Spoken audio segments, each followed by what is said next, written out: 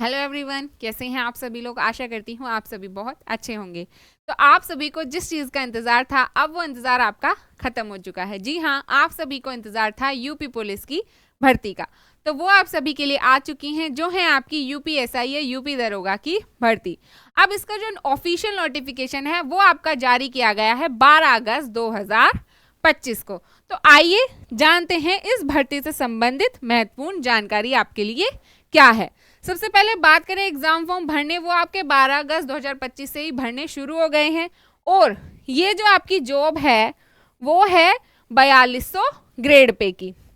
आगे है उप निरीक्षक नागरिक पुलिस या नागरिक थाना के लिए जो पुलिस है उसमें महिला और पुरुष दोनों ही यहाँ भर सकते हैं, जिसके जो कुल पद हैं 4242 हैं, जिसमें से लगभग 20% यहाँ महिलाओं के लिए हैं। उसके बाद है आपकी पीएसी के लिए, जिसमें 135 पद हैं और इसमें केवल पुरुष ही भर सकते हैं। फिर है आपकी प्लाटून कमांडर के लिए, जिसमें कुल 60 पद हैं और यहाँ भी आप सिर्फ पुरुष ही भर सकते हैं। उसके बाद है महिला बटालियन, जो कि इस बार नया ही जोड़ा गया है, जिसमें पद हैं आपके 106 और यहाँ महिला ही इसमें भर सकती हैं। आगे है आपके फॉर्म से संबंधित जानकारी। कब से शुरू हुआ है एग्जाम फॉर्म फिल होना, तो 12 अगस्त 2025 से शुरू हुआ है और अंतिम तिथि है भरने की 11 सितंबर 2025। तो आप अपना एग्जाम फॉर्म इससे पहले भर लीजिएगा। उसके बाद हम बात करें आपके सिलेक्शन की, तो जो आपका सिलेक्शन होगा उसके बाद मेरिट जो आपकी जारी होगी वो आपकी मेरिट अंतिम होगी। उसके बाद कोई भी वेटिंग लिस्ट यहाँ जारी नहीं की जाएगी। उसके बाद यहाँ है वरीयता देना अनिवार्य है, मतलब अभी जो मैंने आपको कैटेगरी बताई हैं वो आपको फिल करनी जरूरी है कि आप सबसे पहले किस कैटेगरी में भरना चाहते हैं या किस कैटेगरी में पोस्ट अपनी चाहते हैं। उसके बाद अगर आपने ये वरीयता भर दी एग्जाम फॉर्म भरने के बाद, आप इसे चेंज नहीं कर सकते हैं। उसके बाद हम बात करें एग्जाम फॉर्म फीस की, तो जो है जनरल कैटेगरी से ईडब्ल्यूएस या फिर ओबीसी, उनकी जो एग्जाम फॉर्म की फीस होगी वो 500 रुपये होगी, या जो बच्चे एससी एसटी से हैं उनकी जो एग्जाम फॉर्म फीस होगी यहाँ वो 400 रुपये होने वाली है। नेक्स्ट है आपका कि इस भर्ती के लिए आपकी जो क्वालिफिकेशन है वो क्या होनी चाहिए। इसमें आपके पास ग्रेजुएशन की डिग्री आपके पास होनी चाहिए। अगर आप अपीयरिंग में हैं तो आप ये एग्जाम फॉर्म फिल नहीं कर सकते, क्योंकि यहाँ जो आपका रिजल्ट है वो 11 सितंबर 2025 से पहले होना चाहिए। अगर आपका रिजल्ट इसके बाद आता है तो आप इस भर्ती के लिए अपीयर नहीं है या इस भर्ती के लिए आप एलिजिबल नहीं हैं। इसके बाद हम बात करें, यहाँ दिया गया है कंप्यूटर का सर्टिफिकेट, आपने सेना में 2 वर्ष की सेवा दी हो या फिर एनसीसी का 20 सर्टिफिकेट, तो ये सभी चीजें आपके लिए मान्य नहीं है। अब ये मान्य किस केस में होंगी, तो मान्य ये इस केस में होंगी, मान के चलिए आपके पास कुल पद हैं 4000, इसमें से आपने 3999 पदों के लिए बच्चों को चुन लिया है। अब यहाँ आपके पास जो पद बचा वो एक पद खाली बचा। अब इस केस में आपके पास 2 बच्चे हैं, एक है ए और एक है बी, जिनके सेम मार्क्स हैं। मान के चलिए 99 मार्क्स इसके हैं और 99 ही इसके हैं।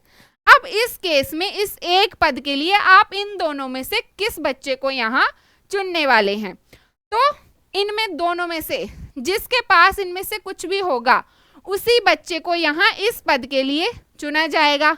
और अगर इनमें से कुछ भी नहीं है इन दोनों के पास, उस केस में यहाँ ये देखा जाएगा कि इन दोनों में सबसे ज्यादा एज किसकी है, उसको यहाँ चुना जाएगा। नेक्स्ट है आपका आयु, तो आपकी जो मिनिमम एज होगी वो 21 वर्ष कंप्लीट होनी चाहिए। कब? 1 जुलाई 2025 को। और मैक्सिमम जो एज होगी वो आपकी 28 वर्ष होने वाली है। अब आपको यहाँ छूट कितने वर्ष की दी जा रही है, तो सबसे पहले हम बात करें जर्नल की या सामान्य श्रेणी में, तो यहाँ आपको 3 वर्ष की छूट दी जा रही है, यानी कि 28 + 3 यानी आप 31 वर्ष तक ही ये इस फॉर्म में फिल कर सकते हैं। अगर आपकी एज 31 से ज़्यादा है तो आप एलिजिबल नहीं हैं।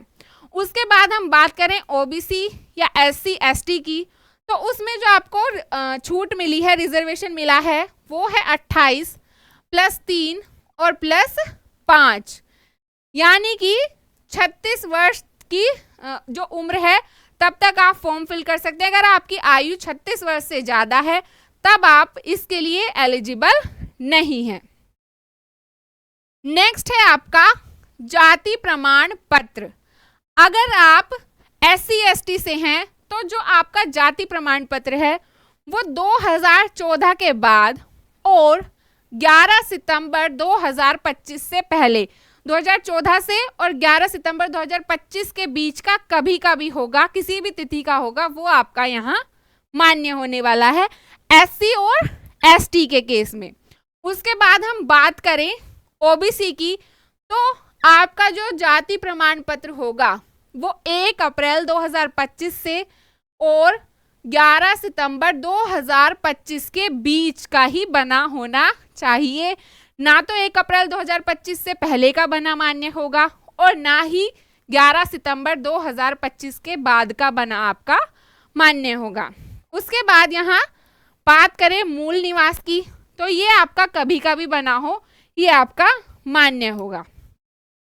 इसके बाद है यहाँ हमारा पेपर पैटर्न, कि आपका पेपर पैटर्न कैसा होने वाला है। तो आपका जो पेपर पैटर्न है वो बिल्कुल सेम है, इसमें कोई भी बदलाव यहाँ आपको देखने को नहीं मिला है। जिसमें आपका सेक्शन 1 है सामान्य हिंदी, 40 प्रश्न होंगे और अंक होंगे 100।